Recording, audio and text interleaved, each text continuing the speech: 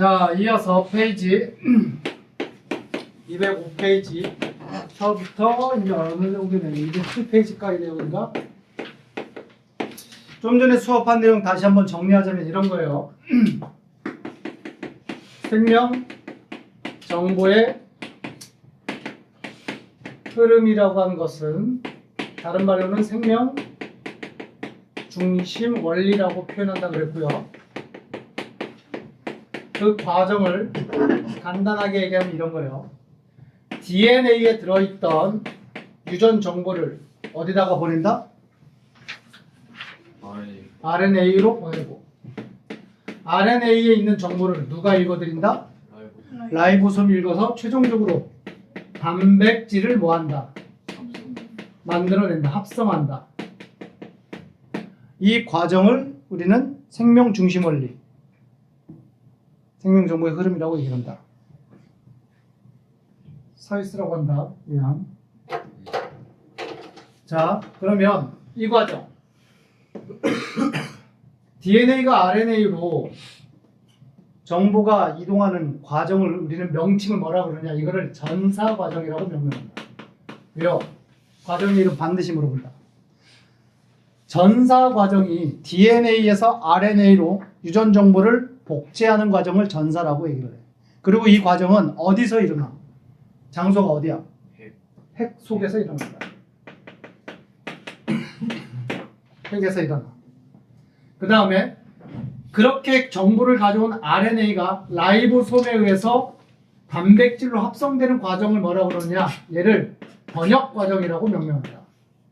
번역. 그러면 RNA에서 단백질 합성이 일어나는 과정은 어디서 일어나? 장소가 핵 바깥쪽이지. 핵 바깥쪽. 정확한 명칭은 라이보솜에서 일어나는데 라이보솜이 위치한 곳을 뭐라 그래? 세포질이라고 얘기한다. 정확하게 연합 세포질의 소포체의 라이보솜. 여기서 번역 과정이 일어난다. 아시겠죠? 그래서 전사가 뭐니, 번역이 뭐니 구체적으로 종종 물어봐요. 그리고 어느 장소에서 일어나니? 라고 물어보게 되는 겁니다. 이해됐나요? 자, 그래서 빠르게 다시 한번 정리를 하자면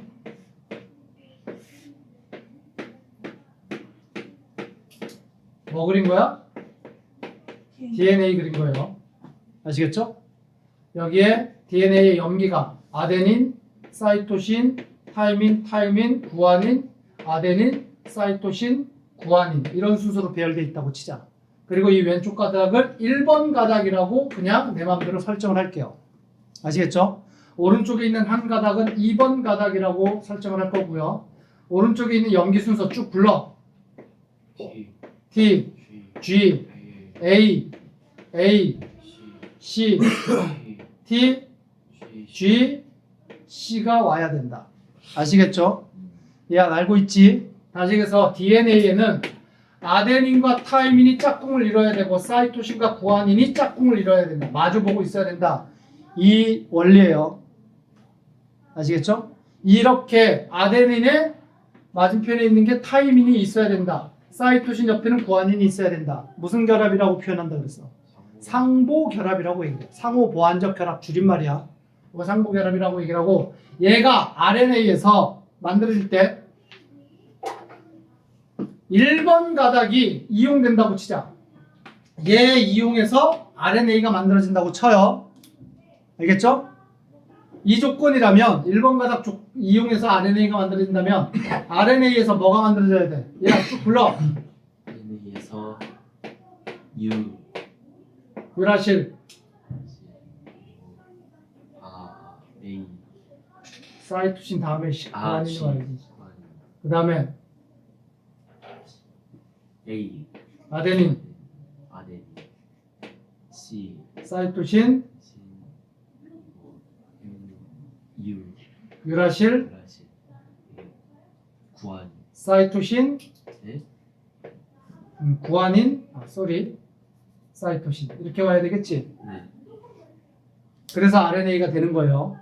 이 과정을 뭐라 그런다고? 전사 과정이라고 얘기한다. DNA가 RNA로 되는 과정을 전사. 알겠니? 이때 요거 세 개 묶어서 뭐라 그런다? 코돈. 요거 세 개 묶어서 뭐라 그런다? 삼염기 조합이라고 명명을 한다.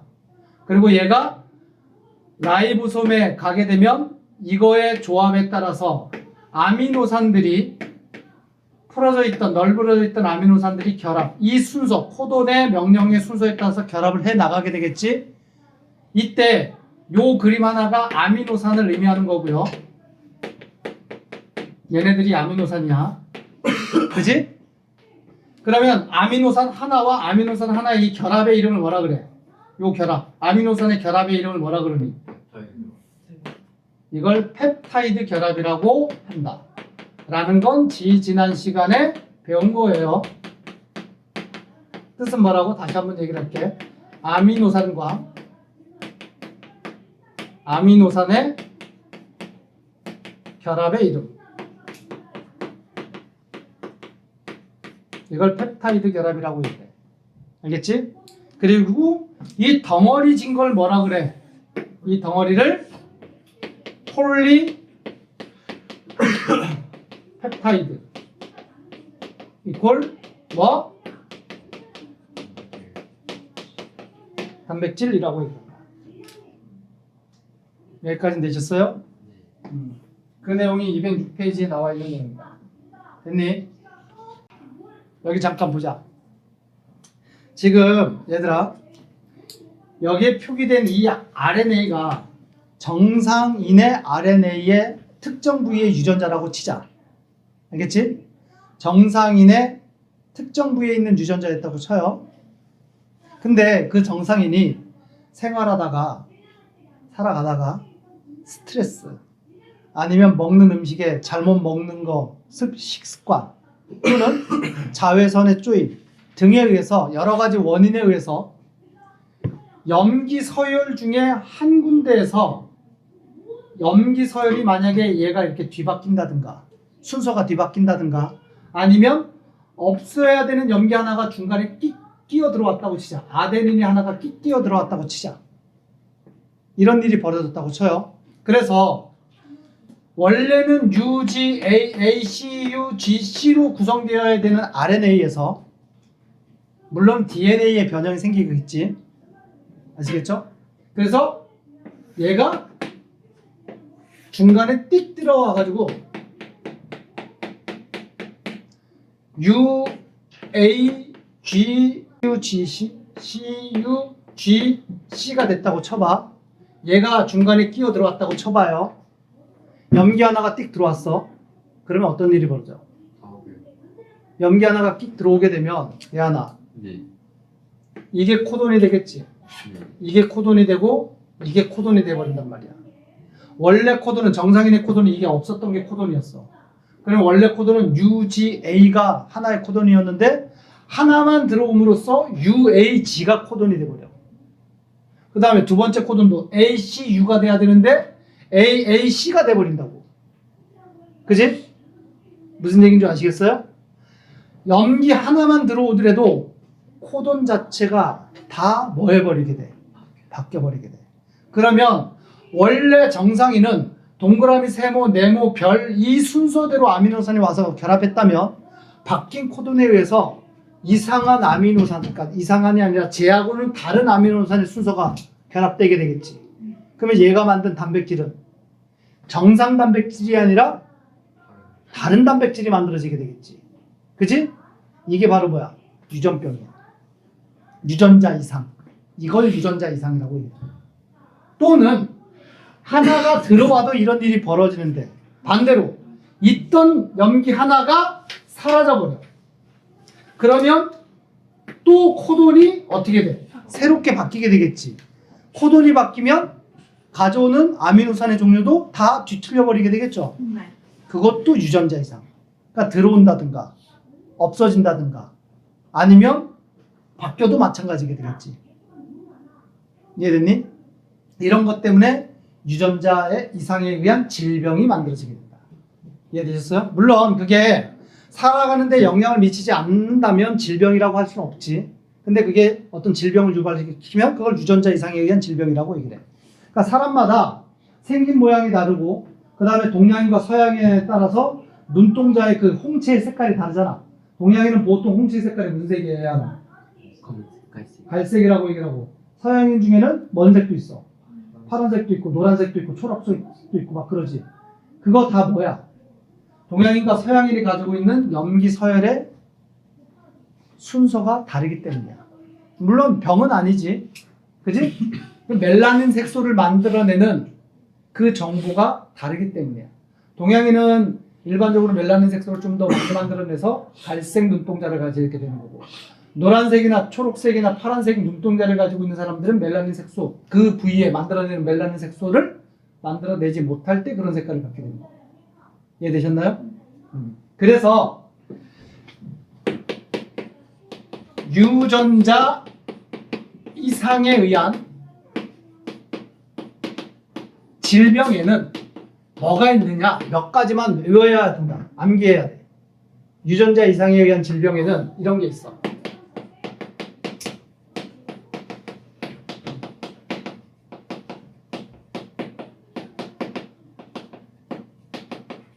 남모야 적혈구 빈혈증. 알겠죠? 또는 책에는 안 나오나? 헌팅턴 무독병? 일단 써놓자.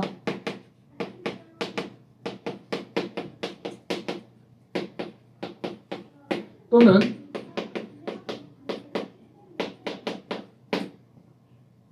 이런 것들, 이런 것들이 유전자 이상에 의한 질병이야. 책에는 병이 뭐가 나왔냐? 페닐 케톤요증? 그것도 많이 언급되니까 알아두자. 헌팅턴. 무독병.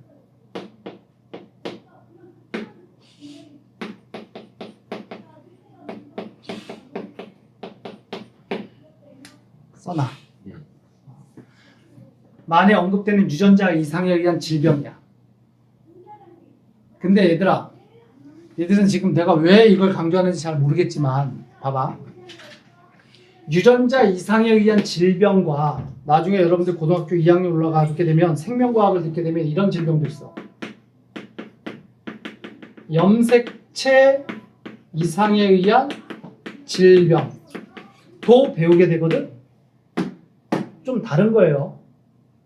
염색체 이상에 의한 질병과 유전자 이상에 의한 질병은 어떻게 다르냐면, 염색체의 범위가 큰 거야, 유전자의 범위가 큰 거야. 개념은 누가 큰 범주야? 염색체가 큰 범주지. 무슨 얘기냐면, 아까 이걸 염색사라고 얘기를 한다 그랬어요. 그지? 염색사 안에 무수히 많은 유전자들이 있다고. 일부가 유전자야. 유전자에 이상이 생겼다는 얘기는 요 일부에 이상이 생겼다는 뜻이에요. 근데 염색체 이상이라고 하는 건 사람의 염색체가 몇 개라고 그랬어? 세포 하나에 46개의 염색체를 가지고 있다 그랬지. 근데 어떤 사람은 다운 증후군과 같은 병은 염색체 자체가 하나가 더 많아. 47개. 그게 염색체 이상에 의한 질병이야. 무슨 얘기인지 이해돼? 그러니까 염색체 이상에 의한 질병은 현미경으로 세포를 관찰했을 때 염색체 이상이 있는지 없는지 관찰 가능해, 불가능해? 관찰되어요. 염색체는 현미경으로 보인다고 그랬잖아. 염색체 개수가 46개인지 47개인지 아니면 심지어는 하나 줄어가지고 45개가 있는지 현미경으로 그건 볼 수가 있다고. 그런데 유전자 이상은 이 요 일부의 염기 순서가 바뀐다든가 염기 하나가 있든가 하나가 더 없든가 요거잖아. 요거는 현미경으로 보여, 안 보여? 안 보인다 그랬잖아. 그래서 유전자 이상에 의한 질병은 현미경으로는 판독 불가야. 아시겠어요? 의미가 좀 다르다는 얘기야. 자, 일단 그렇다는 얘기입니다. 여기까지 됐니? 근데 말이야, 지구상의 생명체는 사람만 있는 게 아니잖아. 개, 고양이, 그지? 식물, 심지어는 단세포 생물, 대장균과 같은 단세포, 하나의 세포로 이루어진 생물체도 있단 말이지. 그런데 대장균 얘도 살아가기 위해서는 세포 내에서 뭘 만들어내야 돼? 단백질 만들어야 돼. 그러면 대장균이 단백질을 만들 때는 어떤 원리로 단백질을 만들까? 똑같은 원리. 지금 배운 이 똑같은 원리. 사람 세포 내에서 단백질을 만들어내는 과정이나 대장균이라고 칭할 수 있는 단세포가 만들어내는 단백질을 만들어내는 그 과정이나 뭐 하다는 얘기야? 같아. 심지어 뭐까지 같아? 코돈도 같아.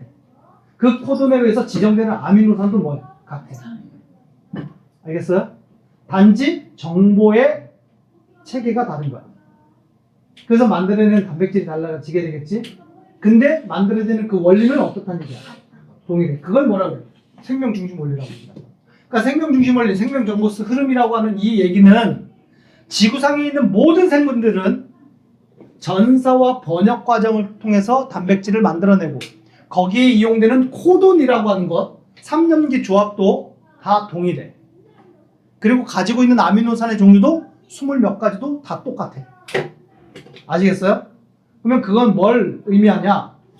지구상의 모든 생명체는 원래 지구상에서 생명체가 출현할 때, 나타났을 때 몇 종류만 태어났다는 얘기야?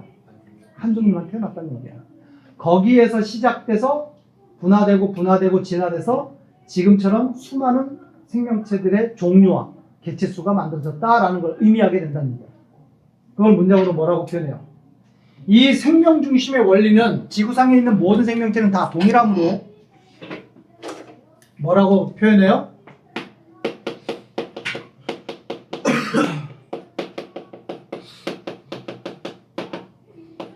지구상의 생명체는 공동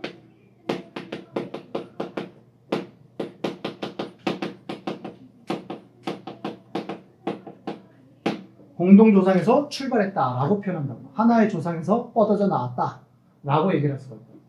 알겠니? 가족. 너와 나는 가족? 내 부분에서. 뭐 따져가지고 올라가다 보면 가족이겠지. 더군다나 우리는 또 단군 신화를 믿고 있는 한민족이잖아. 안 그래?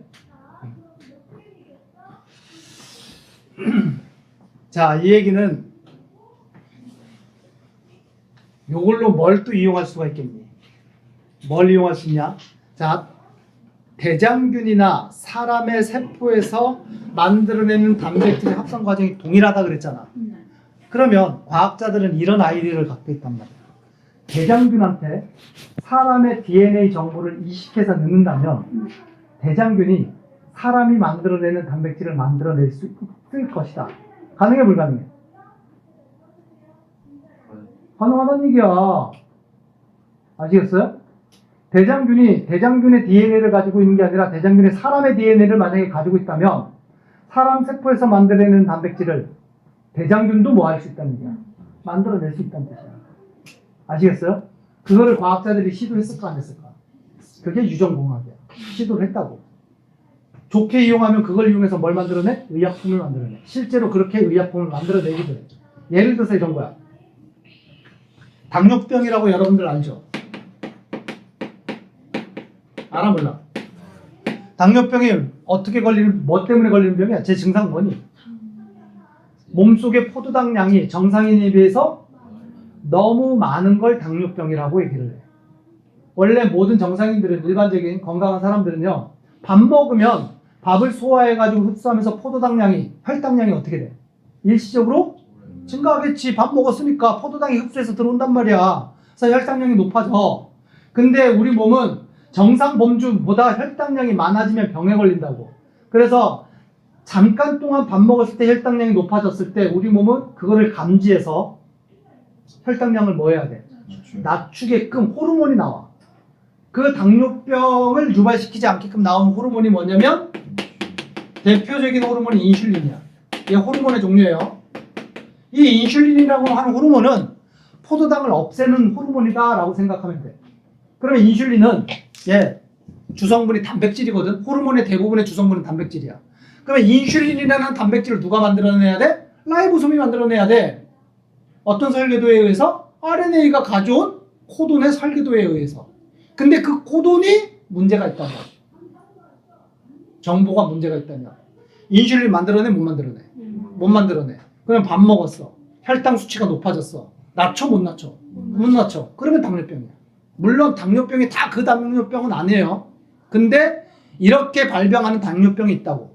자체적으로 인슐린을 만들어내지 못해서 발병하는 당뇨병이 있다고. 그거 일형 당뇨병이라고 얘기를 해요. 근데 그 사람들은 살아가는 데 있어서 혈당 수치가 높아지게 되면 쇼크가 와버려. 그래서 한순간에 픽 쓰러져 버린다고. 그래서 그걸 방지하기 위해서, 생명의 위협을 방지하기 위해서 몸에 인슐린 주사를 갖고 다녀. 그래서 이제 픽 쓰러지면 자기 스스로 내가 지금 혈당 쇼크가 오네? 꺼내가지고 이제 자기 몸에 넣어야 된단 말이야. 아니면 주변 사람이 도와줘서 넣든가. 문제는 인슐린이야. 인슐린 사다가 넣어야 될 거 아니야. 비싸. 비싸. 왜? 인슐린은 누군가가 만들어가지고 팔았을 거 아니야. 그 인슐린 어디서 얻었겠니? 사람한테 얻는 건 아니야. 너 같으면 야, 너 인슐린 좀 뽑자. 헌혈도 안 하는데 인슐린을 뽑겠니? 헌혈해? 안 해? 안 하잖아. 그지? 쉽게 할 수 있는 헌혈도 잘 안 하는데 인슐린을 뽑게끔 사람들이 뭐 지원해가지고 뽑게 안 한단 말이야. 과거에는 그래서 인슐린을 어떻게 만들었냐? 소, 돼지에서 뽑아. 소나 돼지에서. 근데 뽑을 수 있는 인슐린, 호르몬의 양 자체가 돼지 한 마리, 소 한 마리에서 뽑을 수 있는 인슐린의 양이 많아, 적어? 호르몬 자체가 적은 양이라고. 그러면 한 사람한테 1회 주사분으로 인슐린을 얻기 위해서는 매우 많은 수의 소 또는 돼지에서 인슐린을 뽑아야 되겠지. 그리고 그걸 또 보관해야 돼. 썩지 않게끔 잘 처리를 해야 돼. 비용이 엄청 든단 말이야. 그래서 과거에는 인슐린 주사액이 어마어마하게 비쌌어. 근데 요즘은 인슐린 주사액이 굉장히 싸졌어. 어떻게 했을까? 대장균을 이용. 실제로 대장균은 단세포 생물이잖아. 대장균 안에 DNA를 가지고 있단 말이에요. 얘가 대장균이 가지고 있는 DNA예요. 근데 일부 영역을 잘라내. 그리고 여기다가 뭘 이식해 넣는 거야? 사람의 DNA를 이식해 넣는 거야. 물론 그 DNA는 뭘 만들어내는 DNA? 인슐린이라는 단백질을 만들어내는 정보. 이런 게 웃음 포인트야. 그 정보를 가지고 있는 DNA를 붙여. 아시겠어요? 그 다음에 대장균 잘 키워. 대장균의 특징은 뭐니? 단세포 생물이라서 세포 분열이 매우 뭐해? 빠르고 왕성해.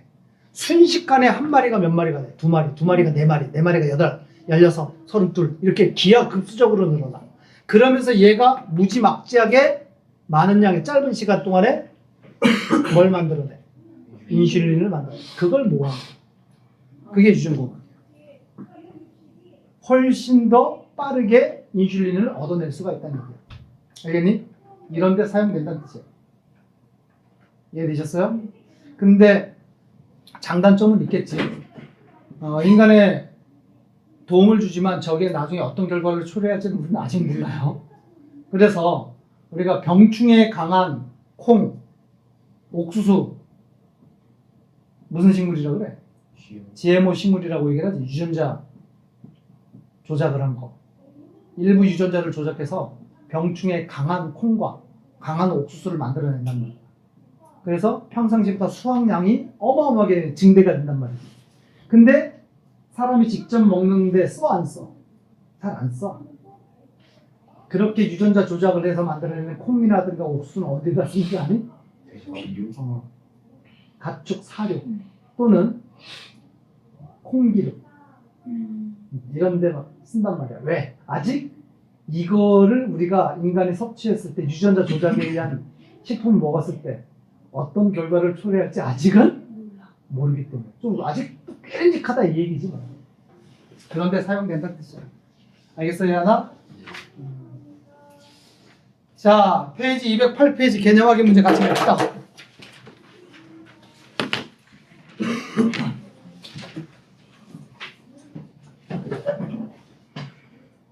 선생님, 네. 옥수수나 쌀 이런 그 농작물들은 원래는 막 조그맣고 맛도 없었는데 음. 돌연변이들끼리 돌연변이들만 골라내가지고 심어가지고 지금 이렇게 돌연변이들만 골라낸 건 아니고 그 돌연변이를 골라낸 게 아니라 우수한 품종만 출현해서 걔네들을 또 교배시켜서 또 얻어서 또 우수한 품종만 해서 한 거고 그 와중에 뭐 돌연변이가 끼어 있을 수는 있겠지만 돌연변이만 골라낸 건 아니지. 이제 진도 다 나왔는데. 왜? 아니, 오늘 수업의 진도는 다 나왔어. 그렇게 왜? 살 많고 그런 약간 이득이 되는 거를 골라냈잖아요. 우리가.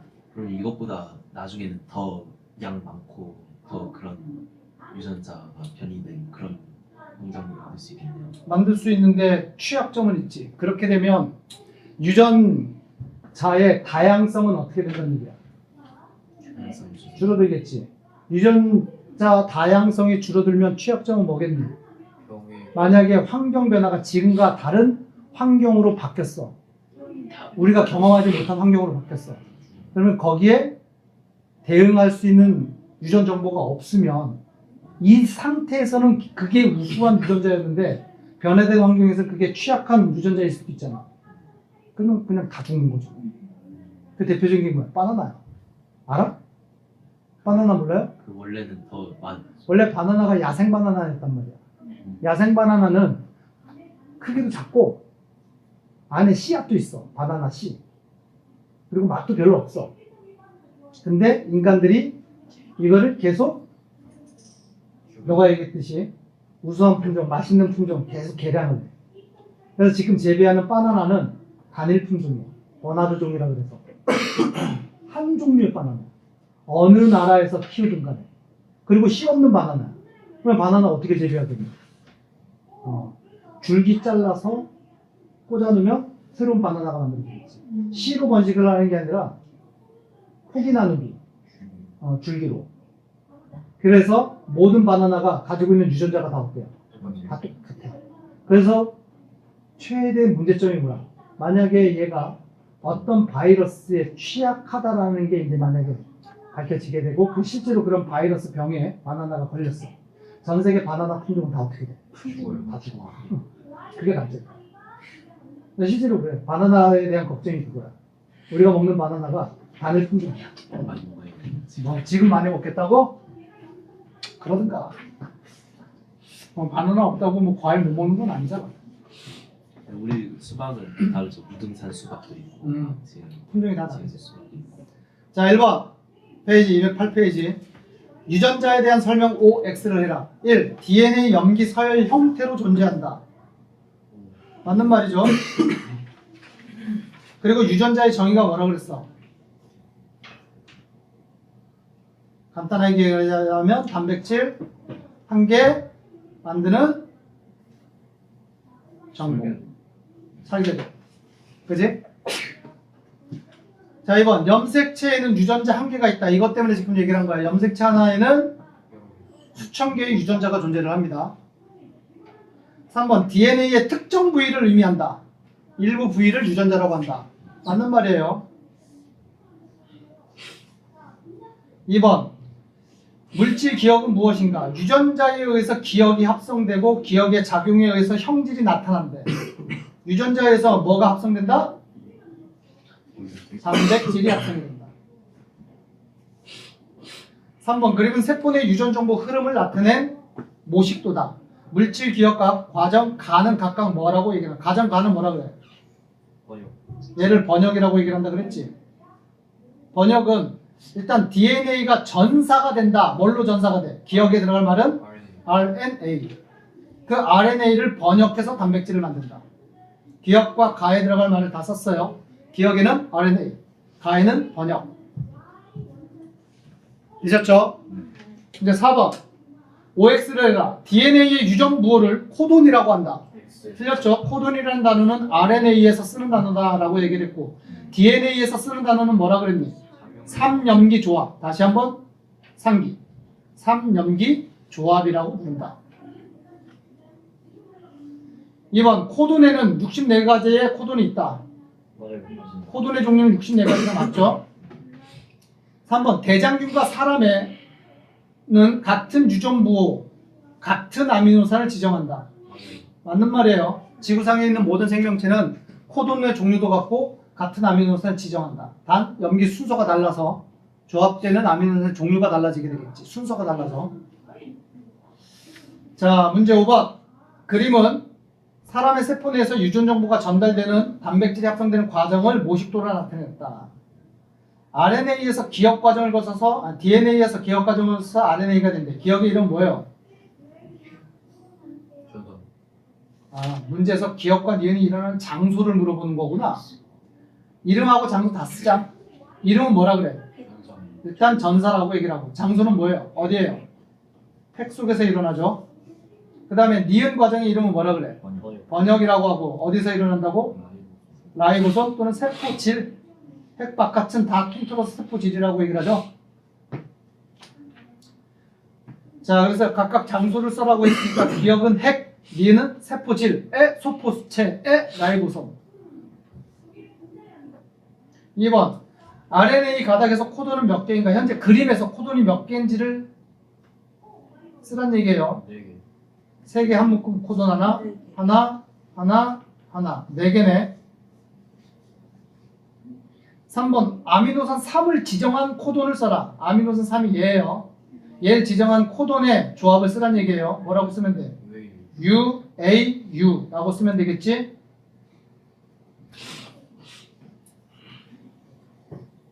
야, 이해되지? 네. 문제 6번. 유전자 이상에 대한 설명 OX를 1. 유전자를 구성하는 DNA 염기 서열에 이상이 생기는 것을 유전자 이상이라고 한다. 염기 서열에 이상이 있는 걸 유전자 이상이라고 한다. 맞는 말이에요. 대표적인 유전자 이상의 질병이 뭐가 있다고? 알비노증, 남모양 적혈구 빈혈증, 페닐케톤요증, 또 알비노증. 아까 했고 헌팅턴 무도병 뭐 이런 거. 아시겠어요? 네. 2번. 유전자 이상으로 아미노산 배열 순서가 바뀌어 형성된 단백질은 정상적인 단백질과 입체 구조는 같다.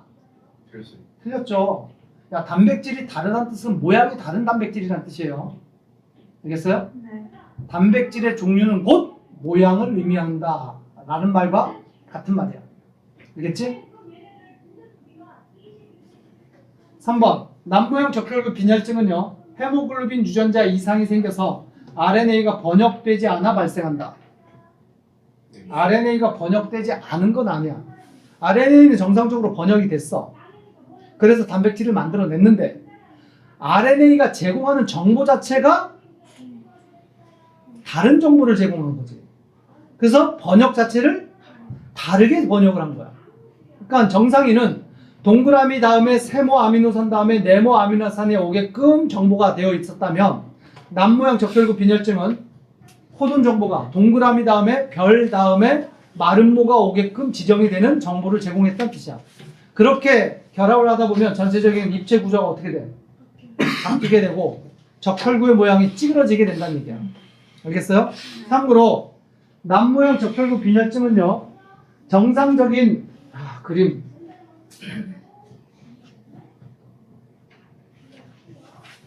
여기 보자. 얘가 정상적인 적혈구예요. 아시겠죠? 그리고 정상적인 헤모글로빈은 이렇게 생겨 먹어야 돼. 이런 헤모글로빈을 가지고 있는 적혈구가 요 모양이라고. 이해됐니? 네. 그런데 정보의 체계가 다른 정보가 와가지고 이런 헤모글로빈의 모양이 만들어져. 네. 결합 순서라든가 배열이 달라졌지. 그래서 얘가 전체적으로 찌그러져서 이렇게 된다고. 그러면 정상 적혈구 자체의 원래 기능은 뭐니? 가장 중요한 기능이 산소 운반이야. 그래서 정상 적혈구를 가지고 있는 사람들은 숨 쉬고 세포들한테 산소가 잘 공급이 돼. 근데 적혈구, 남모양 적혈구 가지고 있는 사람들은 산소가 제대로 잘 운반이 안 돼. 산소 운반이 안 되니까 세포들이 산소가 부족해지겠지. 그게 빈혈이야. 그래서 남모양 적혈구 빈혈증이라고 얘기한다고. 좋아, 나빠? 당연히 나쁘겠지. 심하면 죽을 수 있어. 세포한테 산소 공급이 제대로 안 되니까. 알겠어요? 근데 말이야, 아프리카 지역 있지. 아프리카 어딘 줄 알지? 그 지역은 남모양 적혈구 빈혈증을 가지고 있는 사람들이 훨씬 더 많아. 왠 줄 아니? 이게 산소 운반은 단점이잖아. 제대로 운반을 못 하잖아. 근데 의외로 장점이 있다? 뭔 장점이 있는 줄 아니? 아프리카 지역에서 창고라는 말라리아라는 모기가 있거든? 물론 말라리아 모기는 말라리아라고 하는 단세포 생물이 있어. 그 말라리아는 단세포 생물이 모기에 들어가서 기생을 한단 말이야. 그러다가 그 모기, 그 말라리아에 감염된 모기가 사람 피를 빠는 과정에서 그 말라리아가 사람한테 또 어떻게 돼? 옮겨와서 기생을 해버려. 근데 그 말라리아가 어디에 붙어서 기생을 하냐면 적혈구에 붙어서 기생을 해. 정상 적혈구에 붙어서 기생을 해. 근데 남모양 적혈구에 말라리아가 잘 못 붙는데. 저기서 제대로 잘 생각을 못 한대. 그래서 오히려 남모양 적혈구 빈혈증을 가지고 있는 사람들은 말라리아 모기에 감염될 확률이 어때? 적어. 근데 아프리카 지역은 말라리아라는 병이 많이 발생하거든. 그리고 말라리아에 걸리면 열이 동반되고 죽을 수가 있어. 그러다 보니까 아프리카 지역은 오히려 남모양 적혈구 빈혈증을 가진 사람들이 생존할 확률이 어때? 높지. 그 사람들이 결혼해서 아이를 낳았어. 이거 유전이라고. 네. 유전자 이상도 유전됩니다. 당연히 유전자 이상이지만 그거를 자식한테 전달을 한단 말이야. 그러면 그 자식의 대를 잇고 세대를 거듭하다 보면은 점차적으로 남모양 적혈구 빈혈증을 가진 유전자를 가지고 있는 사람의 수가 어떻게 돼? 점점 많아져. 그게 진화야. 진화라고 하는 건 발전되는 방향으로만 일어나는 게 진화가 아니에요. 진화란 뜻은 그 무리가 가지고 있는 유전자의 종류의 분포 비율이 달라지는 현상 자체가 진화야. 아프리카 지역은 남모양 적혈구 빈혈증의 유전자 정보를 가지고 있는 사람의 비율이 점점 많아지고 있다는 얘기잖아. 진화가 일어나고 있는 거야. 아시겠어요? 선생님, 근데 말라리아는